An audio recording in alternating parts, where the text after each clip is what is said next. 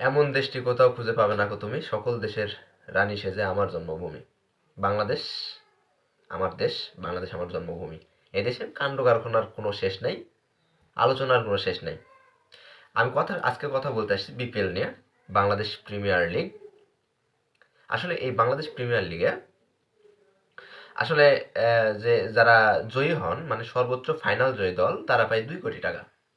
তাদের সর্বোচ্চ ভিত্তিমূল্য প্রাইজ হচ্ছে 2 কোটি টাকা, মানে যারা ফাইনাল জিতে যাবে তারা 2 কোটি টাকা পাবে। এই জায়গা থেকে বাংলাদেশের মানুষের এই যে ফাইনালের ট্রফির চেয়ে বিনোদনের পরিমাণ কতটা বেশি দেখেন। ফতে আলীকে নিয়ে আসা হয়েছে উদ্বোধন করার জন্য, বাংলাদেশের যে ক্রিকেট খেলা, সেই ক্রিকেট খেলার উদ্বোধন করার জন্য শাহ ফতে আলীকে নিয়ে আসা হলো। সে ফতে আলী এক এক রাত গান করেই 3,40,00,000 টাকা নিয়ে গেছেন। 3,40,00,000 টাকা, আমি আবার বলতেছি 3,40,00,000 টাকা। বাংলাদেশের যেখানে ফাইনাল জয়ী দল পায় 2 কোটি টাকা, সেখানে ফতে আলী পায় 3,40,00,000 টাকা। আচ্ছা, আমাদের এই বিপিএল একটা আয়োজন করা হয় কেন? নতুন নতুন প্রতিভাবান ক্রিকেটার তৈরি করার জন্য, তাই তো? আসলে এই প্রতিভাবান ক্রিকেটার তৈরি না করে ক্রিকেটার এখন ভাববে, তারা যদি গান গাওয়া শুরু করে, তারা যদি টিকটক করা শুরু করে, তারা যদি ভিডিও করা শুরু করে, তারা ফতে আলীর মতো হয়তোবা শেষ বয়সে হইলেও 3,40,00,000 টাকা পাবে।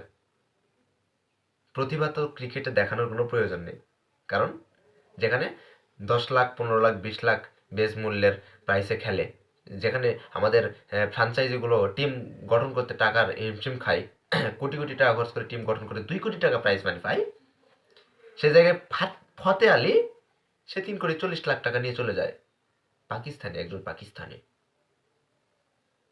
অতিরিক্ত করে ওসব বিষয়ে কিছু বললাম না, কিন্তু কেমন জানি একটা আমাদের পূর্ব পাকিস্তান পশ্চিম পাকিস্তানের একটা গন্ধ পাচ্ছি। এই যে আগে আমার আমার পূর্বপুরুষরা যেটা দেখে গেছেন, যেটা প্রতিবাদ করেছিলেন, বাংলাদেশকে জয় ছিনিয়ে নিয়ে এসেছিলেন, 71 সালে স্বাধীন হয়েছিলেন, আবার কেন জানি 71 সালের আগের ঘটনায় চলে যাচ্ছে। আমি ভাবছি স্বপ্নের মধ্যে আছি কিনা।